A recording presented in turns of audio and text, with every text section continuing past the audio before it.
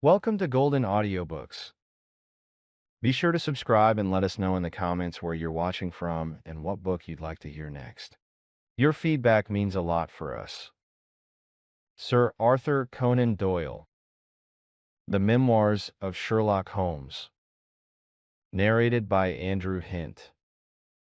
Adventure 6, The Reigate Puzzle.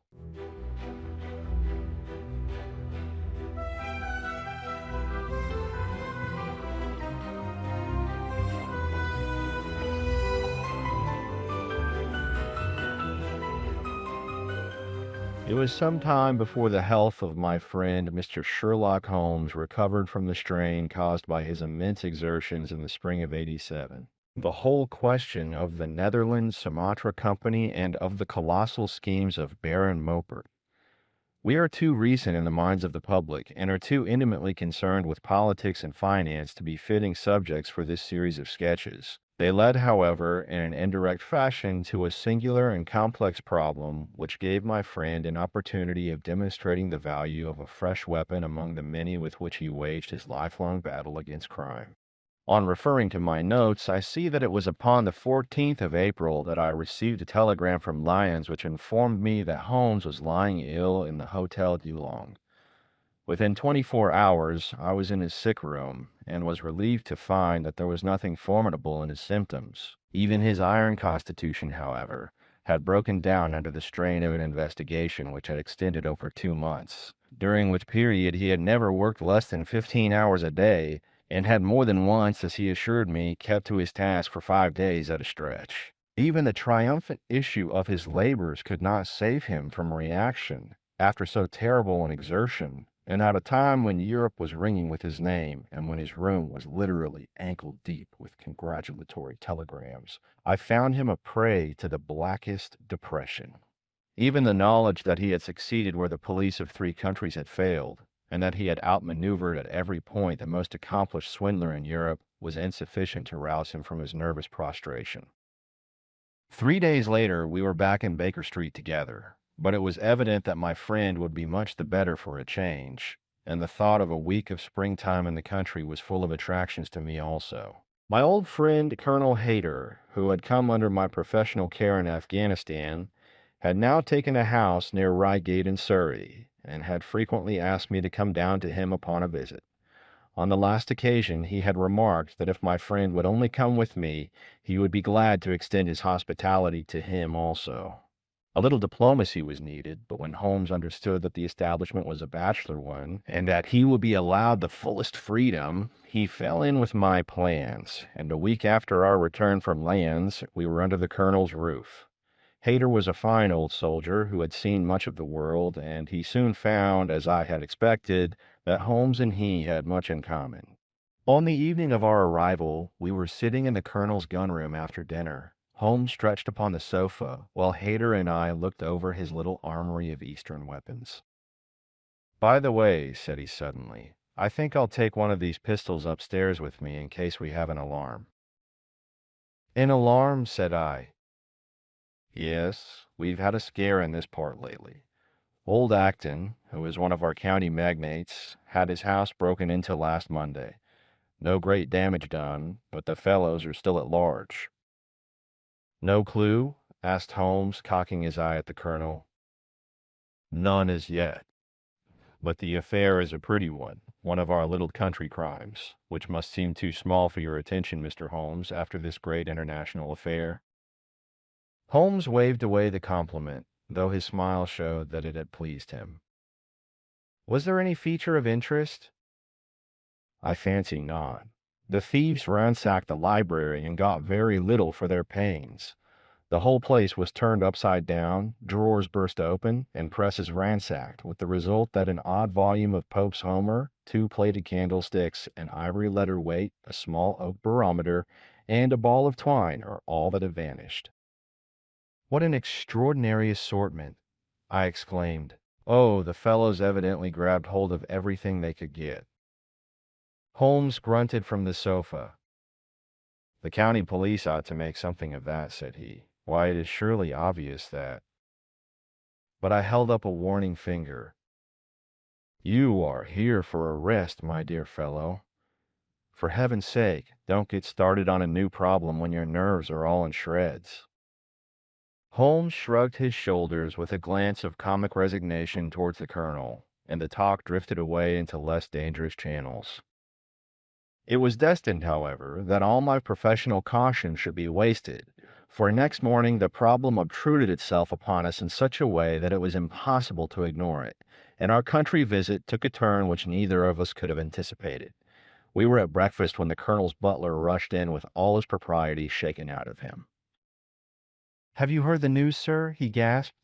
"At the Cunninghams, sir." "Burglary!" cried the colonel, with his coffee cup in midair. "Murder!" The colonel whistled. "By Jove!" said he. "Who's killed then? The J.P. or his son?" "Neither, sir. It was William the coachman. Shot through the heart, sir, and never spoke again." "Who shot him, then?" "The burglar, sir. He was off like a shot and got clean away. He'd just broke in at the pantry window when William came on him and met his end in saving his master's property." "What time?" "It was last night, sir, somewhere about 12. "Ah, then we'll step over afterwards," said the colonel, coolly settling down to his breakfast again. "It's a baddish business," he added when the butler had gone. "He's our leading man about here, is old Cunningham, and a very decent fellow, too. He'll be cut up over this, for the man has been in his service for years and was a good servant. It's evidently the same villains who broke into Acton's." "And stole that very singular collection," said Holmes thoughtfully. "Precisely." "Huh. It may prove the simplest matter in the world, but all the same, at first glance, this is just a little curious, is it not?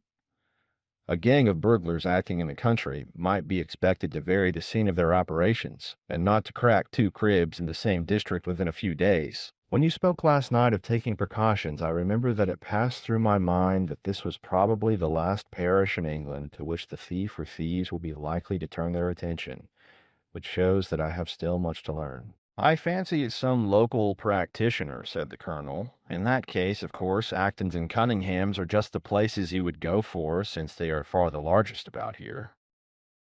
"And richest?" "Well, they ought to be, but they've had a lawsuit for some years which has sucked the blood out of both of them, I fancy. Old Acton has some claim on half Cunningham's estate, and the lawyers have been at it with both hands." "If it's a local villain, there should not be much difficulty in running him down," said Holmes with a yawn. "All right, Watson, I don't intend to meddle." "Inspector Forster, sir," said the butler, throwing open the door. The official, a smart, keen-faced young fellow, stepped into the room. "Good morning, Colonel," said he. "I hope I don't intrude, but we hear that Mr. Holmes of Baker Street is here." The colonel waved his hand towards my friend, and the inspector bowed.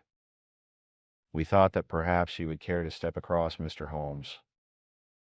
"The fates are against you, Watson," said he, laughing.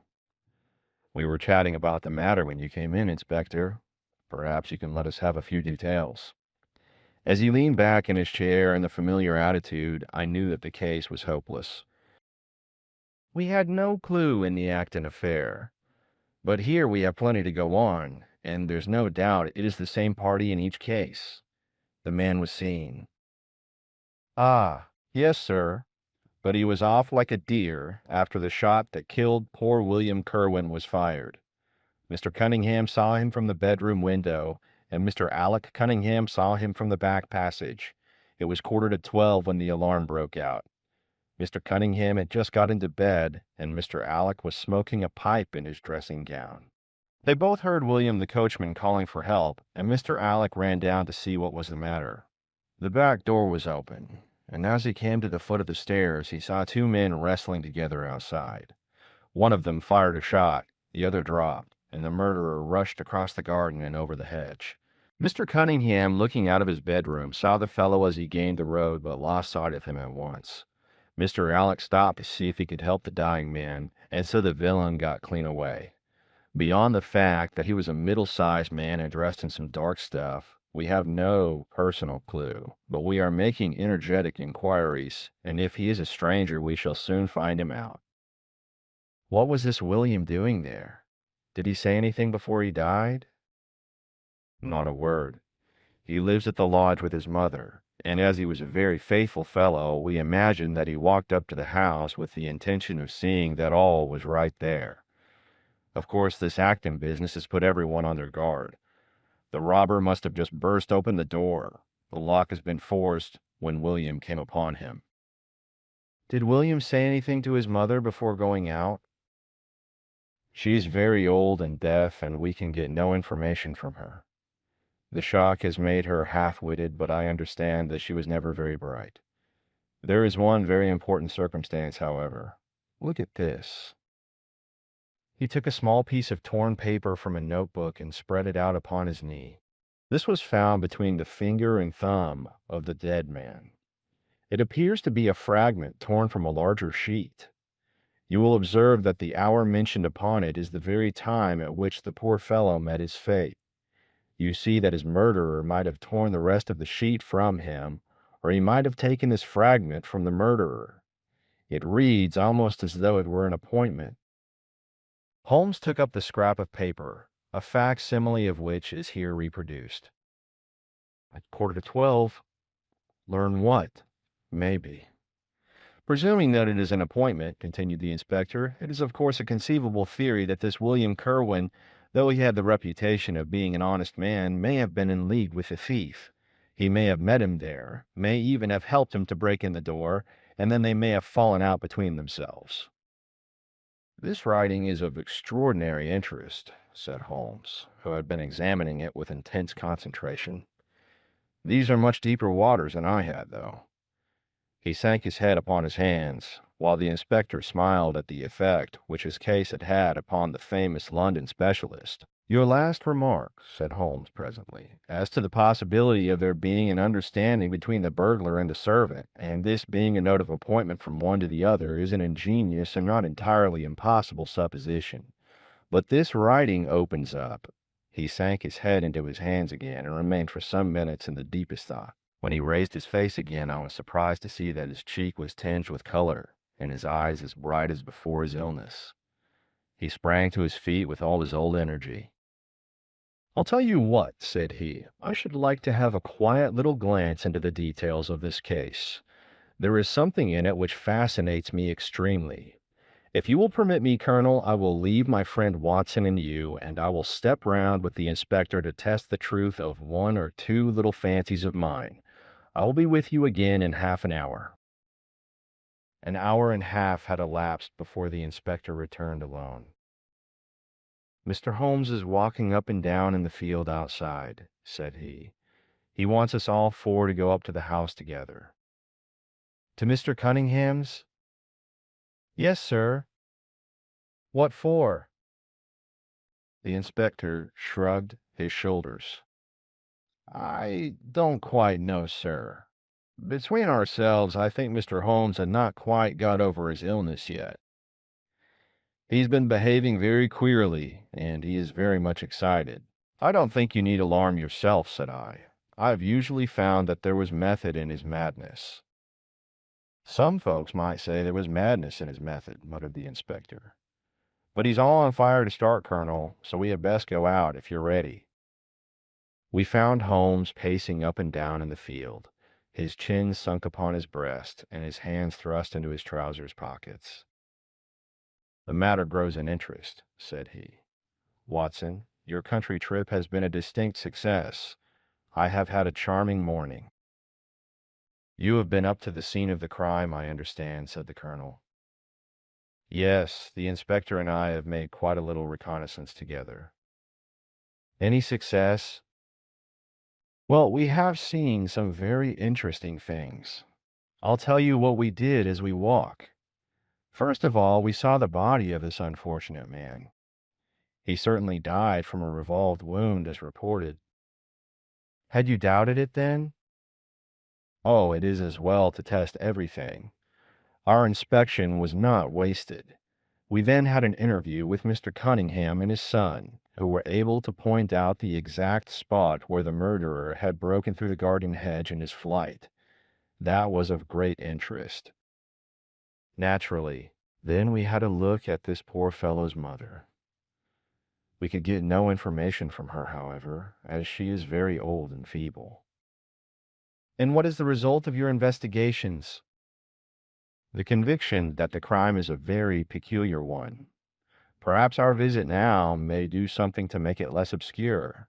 I think that we are both agreed, Inspector, that the fragment of paper in the dead man's hand, bearing as it does the very hour of his death written upon it, is of extreme importance. It should give a clue, Mr. Holmes. It does give a clue. Whoever wrote that note was the man who brought William Kerwin out of his bed at that hour. But where's the rest of that sheet of paper? I examined the ground carefully in the hope of finding it, said the inspector. It was torn out of the dead man's hand. Why was someone so anxious to get possession of it? Because it incriminated him. And what would he do with it? Thrust it into his pocket, most likely, never noticing that a corner of it had been left in the grip of the corpse. If we could get the rest of that sheet, it is obvious that we should have gone a long way towards solving the mystery. Yes, but how can we get at the criminal's pocket before we catch the criminal? Well, it was worth thinking over. Then there is another obvious point. The note was sent to William. The man who wrote it could not have taken it. Otherwise, of course, he might have delivered his own message by word of mouth. Who brought the note then? Or did it come through the post? I have made inquiries, said the inspector. William received a letter by the afternoon post yesterday. The envelope was destroyed by him. Excellent, cried Holmes, clapping the inspector on the back. You've seen the postman. It is a pleasure to work with you. Well, here's the lodge, and if you will come up, Colonel, I will show you the scene of the crime. We passed the pretty cottage where the murdered man had lived, and walked up an oak-lined avenue to the fine old Queen Anne house, which bears the date of Malplaquet upon the lintel of the door. Holmes and the inspector led us round it until we came to the side gate, which is separated by a stretch of garden from the hedge which lines the road. A constable was standing at the kitchen door. "Throw the door open, officers," said Holmes. Now, it was on those stairs that young Mr. Cunningham stood and saw the two men struggling just where we are. Old Mr. Cunningham was at that window, the second on the left, and he saw the fellow get away just to the left of that bush. Then Mr. Alec ran out and knelt beside the wounded man. The ground is very hard, you see, and there are no marks to guide us. As he spoke, two men came down the garden path from round the angle of the house. The one was an elderly man, with a strong, deep-lined, heavy-eyed face. The other a dashing young fellow, whose bright, smiling expression and showy dress were in strange contrast with the business which had brought us there. "Still at it, then?" said he to Holmes.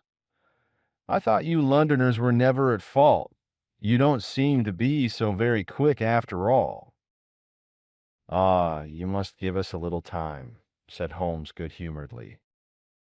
"You'll want it," said young Alec Cunningham. "Why, I don't see that we have any clue at all."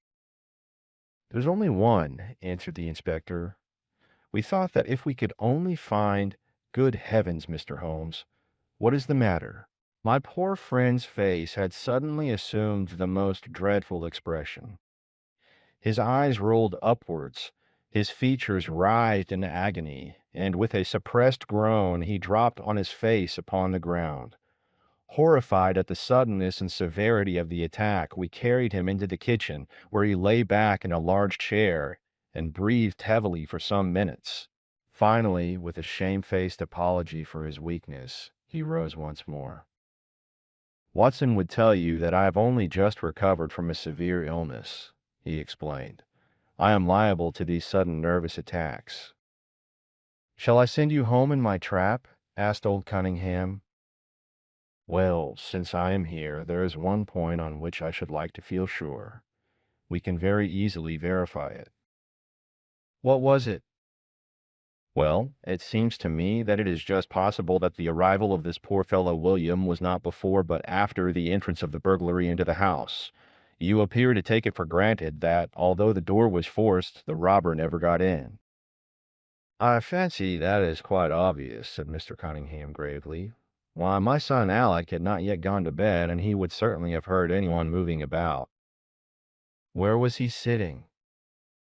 I was smoking in my dressing room. Which window is that? The last on the left next my father's. Both of your lamps were lit, of course?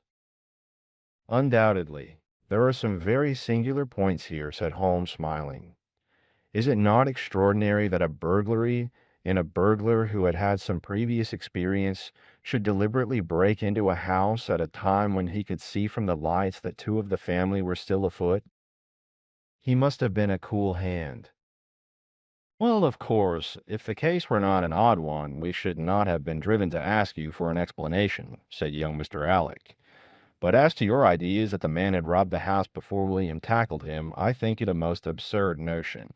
Wouldn't we have found the place disarranged and missed the things which he had taken? It depends on what the things were, said Holmes. You must remember that we are dealing with a burglar who is a very peculiar fellow, and who appears to work on lines of his own. Look, for example, at the queer lot of things which he took from Acton's. What was it? A ball of string, a letter weight, and I don't know what other odds and ends. Oh, we are quite in your hands, Mr. Holmes, said old Cunningham. Anything which you or the inspector may suggest will most certainly be done. In the first place, said Holmes, I should like you to offer a reward, coming from yourself, for the officials may take a little time before they would agree upon the sum, and these things cannot be done too promptly. I have jotted down the form here, if you would not mind signing it. £50 was quite enough, I thought. I would willingly give 500, said the J.P., taking the slip of paper and the pencil which Holmes handed to him. This is not quite correct, however, he added, glancing over the document. I wrote it rather hurriedly. You see, you begin, whereas at about 1:45 on Tuesday morning an attempt was made, and so on. It was at 11:45, as a matter of fact. I was pained at the mistake, for I knew how keenly Holmes would feel any slip of the kind. It was his specialty to be accurate as to fact, but his recent illness had shaken him, and this one little incident was enough to show me that he was still far from being himself. He was obviously embarrassed for an instant, while the inspector raised his eyebrows, and Alec Cunningham burst into a laugh. The old gentleman corrected the mistake, however, and handed the paper back to Holmes. Get it printed as soon as possible, he said. I think your idea is an excellent one. Holmes put the slip of paper carefully away into his pocketbook. And now, said he, it really would be a good thing that we should all go over the house together and make certain that this rather erratic burglar did not, after all, carry anything away with him. Before entering, Holmes made an examination of the door which had been forced. It was evident that a chisel or strong knife had been thrust in, and the lock forced back with it. We could see the marks in the wood where it had been pushed in. You don't use bars, then? He asked. We have never found it necessary. You don't keep a dog? Yes, but he is chained on the other side of the house. When do the servants go to bed? About 10. I understand that William was usually in bed also at that hour. Yes. It is singular that on this particular night he should have been up. Now, I should be very glad if you would have the kindness to show us over the house, Mr. Cunningham. A stone-flagged passage, with the kitchens branching away from it, led by a wooden staircase directly to the first floor of the house. It came out upon the landing opposite to a second, more ornamental stair, which came up from the front hall. Out of this landing opened the drawing-room and several bedrooms, including those of Mr. Cunningham and his son. Holmes walked slowly, taking keen note of the architecture of the house. I could tell from his expression that he was on a hot scent, and yet I could not in the least imagine in what direction his inferences were leading him. My good sir, said Mr. Cunningham with some impatience, this is surely very unnecessary. That is my room at the end of the stairs, and my son's is the one beyond it. I leave it to your judgment whether it was possible for the thief to have come up here without disturbing us. You must try round and get on a fresh scent, I fancy, said the son with a rather malicious smile. Still, I must ask you to humor me a little further. I should like, for example, to see how far the windows of the bedrooms command the front. This, I understand, is your son's room." He pushed open the door, "and that, I presume, is the dressing room in which he sat smoking when the alarm was given. Where does the window of that look out to?" He stepped across the bedroom, pushed open the door, and glanced round the other chamber. "I hope that you are satisfied now," said Mr. Cunningham tartly. "Thank you. I think I have seen all that I wished." "Then, if it is really necessary, we can go into my room." "If it is not too much trouble." The J.P. shrugged his shoulders and led the way into his own chamber, which was a plainly furnished and commonplace room. As we moved across it in the direction of the window, Holmes fell back until he and I were the last of the group. Near the foot of the bed stood a dish of oranges and a carafe of water. As we passed it, Holmes, to my unutterable astonishment, leaned over in front of me and deliberately knocked the whole thing over. The glass smashed into 1,000 pieces, and the fruit rolled about into every corner of the room. "You've done it now, Watson," said he coolly. "A pretty mess you've made of the carpet." I stooped in some confusion and began to pick up the fruit, understanding for some reason my companion desired me to take the blame upon myself. The others did the same, and set the table on its legs again. "Hullo!" cried the inspector. "Where's he got to?" Holmes had disappeared. "Wait here an instant," said young Alec Cunningham. "The fellow is off his head, in my opinion. Come with me, father, and see where he has got to." They rushed out of the room, leaving the inspector, the colonel, and me staring at each other. "'Pon my word, I am inclined to agree with Master Alec," said the official. "It may be the effect of this illness, but it seems to me that—" His words were cut short by a sudden scream of "Help! Help! Murder!" With a thrill, I recognized the voice of that of my friend. I rushed madly from the room onto the landing. The cries, which had sunk down into a hoarse, inarticulate shouting, came from the room which we had first visited. I dashed in and on into the dressing room beyond. The two Cunninghams were bending over the prostrate figure of Sherlock Holmes, the younger clutching his throat with both hands, while the elder seemed to be twisting one of his wrists. In an instant the three of us had torn them away from him, and Holmes staggered to his feet, very pale and evidently greatly exhausted. "Arrest these men, Inspector," he gasped. "On what charge?" "That of murdering their coachman, William Kerwin." The inspector stared about him in bewilderment. "Oh, come now, Mr. Holmes," said he at last. "I'm sure you don't really mean to—" "Tut, man, look at their faces," cried Holmes curtly. "Never certainly have I seen a plainer confession of guilt upon human countenances." The older man seemed numbed and dazed, with a heavy, sullen expression upon his strongly marked face. The son, on the other hand, had dropped all that jaunty, dashing style which had characterized him, and the ferocity of a dangerous wild beast gleamed in his dark eyes and distorted his handsome features. The inspector said nothing, but stepping to the door, he blew his whistle. Two of his constables came at the call. "I have no alternative, Mr. Cunningham," said he. "I trust that this may all prove to be an absurd mistake, but you can see that—" "Ah, would you? Drop it." He struck out with his hand, and a revolver which the younger man was in the act of cocking clattered down upon the floor. "Keep that," said Holmes, quietly putting his foot upon it. "You will find it useful at the trial, but this is what we really wanted." He held up a little crumpled piece of paper. "The remainder of the sheet," cried the inspector. "Precisely. And where was it?" "Where I was sure it must be. I'll make the whole matter clear to you presently. I think, Colonel, that you and Watson might return now, and I will be with you again in an hour at the furthest. The inspector and I must have a word with the prisoners, but you will certainly see me back at luncheon time." Sherlock Holmes was as good as his word, for about 1 o'clock he rejoined us in the colonel's smoking room. He was accompanied by a little elderly gentleman who was introduced to me as the Mr. Acton whose house had been the scene of the original burglary. I wish Mr. Acton to be present when I demonstrated this small matter to you, said Holmes, for it is natural that he should take a keen interest in the details. I am afraid, my dear Colonel, that you must regret the hour that you took in such a stormy petrel as I am. On the contrary, answered the Colonel warmly, I consider it the greatest privilege to have been permitted to study your methods of working. I confess that they quite surpass my expectations, and that I am utterly unable to account for your result.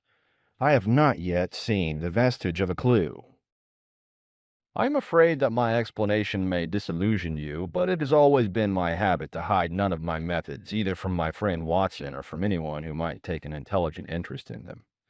But first, as I am rather shaken by the knocking about which I had in the dressing room, I think that I shall help myself to a dash of your brandy, Colonel. My strength had been rather tried of late.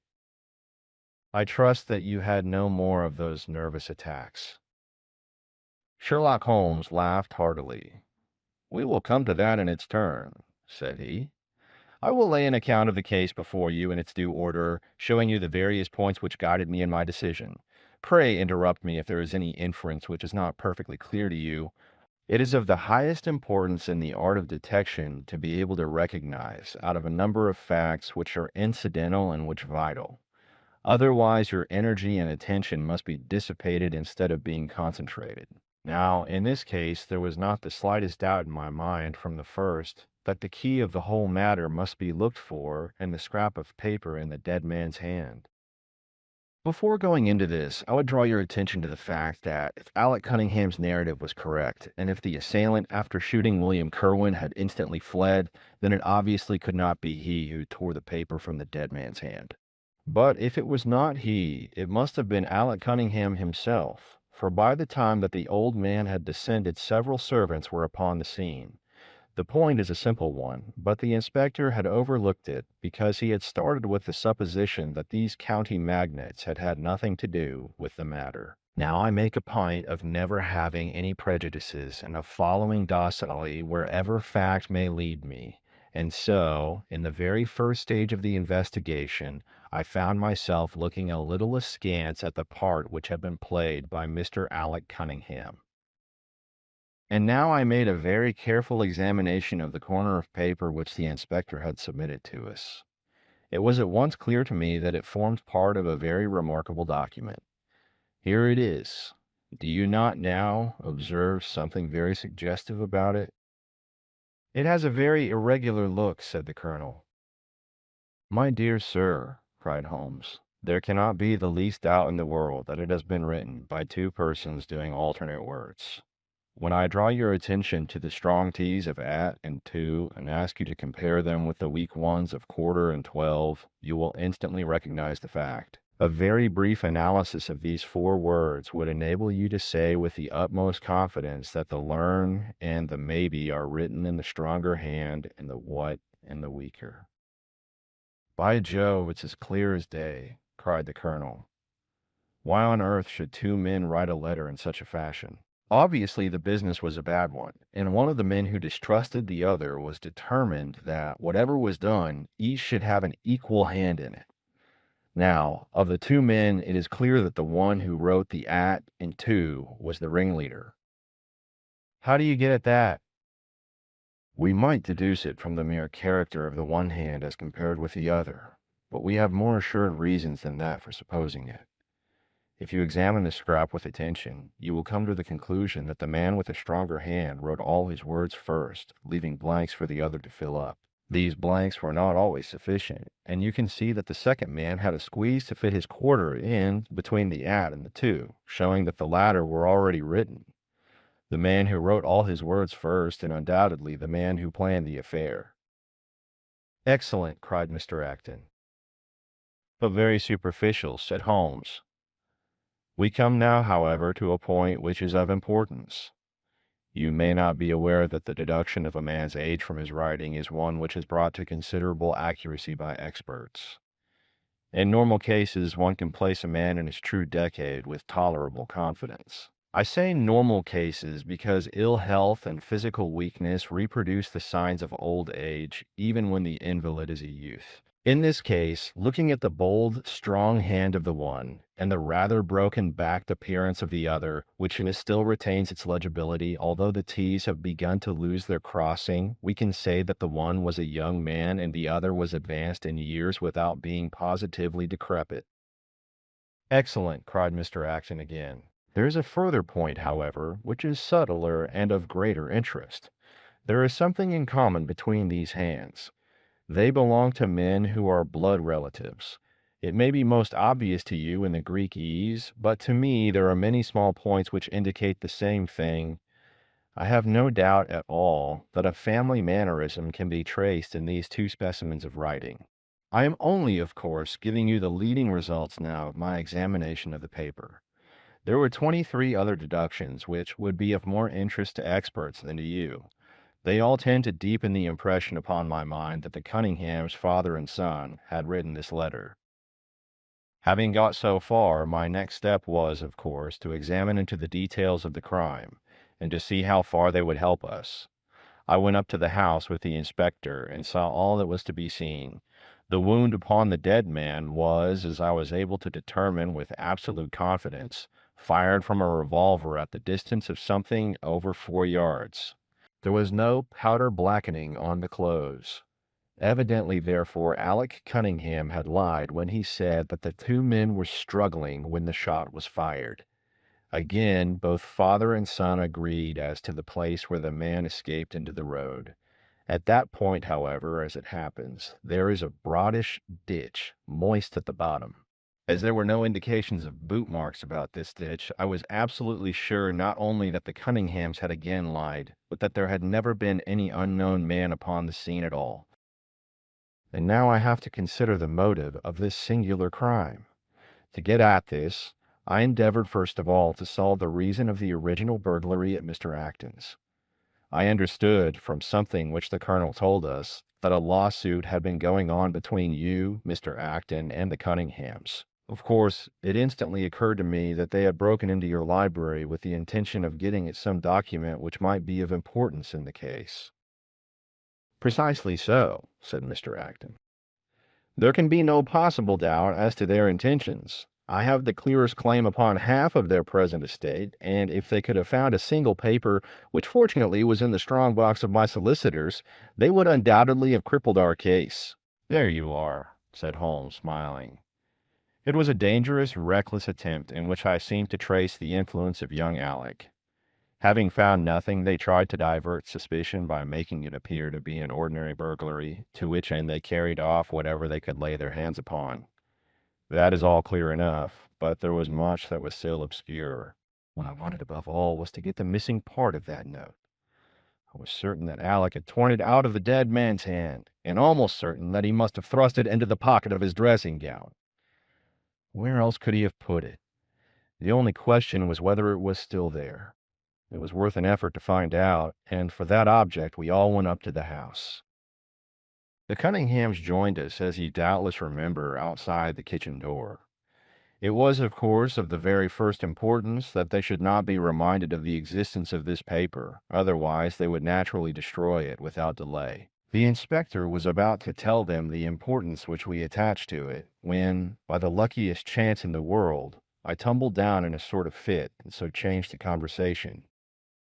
Good heavens! Cried the Colonel, laughing. Do you mean to say all our sympathy was wasted in your fit and imposture?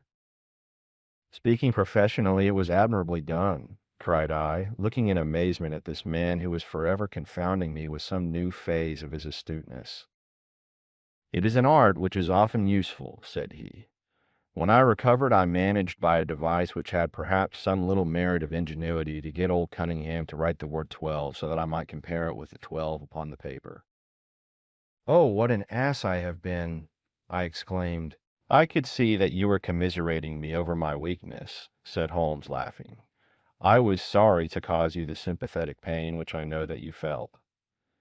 We then went upstairs together, and having entered the room and seen the dressing gown hanging up behind the door, I contrived, by upsetting a table, to engage their attention for the moment, and slipped back to examine the pockets. I had hardly got the paper, however, which was, as I had expected, in one of them, when the two Cunninghams were on me, and would, I verily believe, have murdered me then and there, but for your prompt and friendly aid. As it is, I feel that young man's grip on my throat now, and the father has twisted my wrist round in the effort to get the paper out of my hand. They saw that I must know all about it, you see, and the sudden change from absolute security to complete despair made them perfectly desperate. I had a little talk with old Cunningham afterwards as to the motive of the crime. He was tractable enough, though his son was a perfect demon, ready to blow out his own or anybody else's brains if he could have got to his revolver. When Cunningham saw that the case against him was so strong, he lost all heart and made a clean breast of everything. It seems that William had secretly followed his two masters on the night when they made their raid upon Mr. Acton's, and having thus got them into his power, proceeded, under threats of exposure, to levy blackmail upon them. Mr. Alec, however, was a dangerous man to play games of that sort with. It was a stroke of positive genius on his part to see in the burglary scare which was convulsing the countryside an opportunity of plausibly getting rid of the man whom he feared. William was decoyed up and shot, and had they only got the whole of the note and paid a little more attention to detail in the accessories, it is very possible that suspicion might never have been aroused. In the note? I asked. Sherlock Holmes placed the subjoined paper before us. If you will only come around. To the east gate you will very much surprise you and be of the greatest service to you and also to Annie Morrison, but say nothing to anyone upon the matter. It is very much the sort of thing that I expected, said he.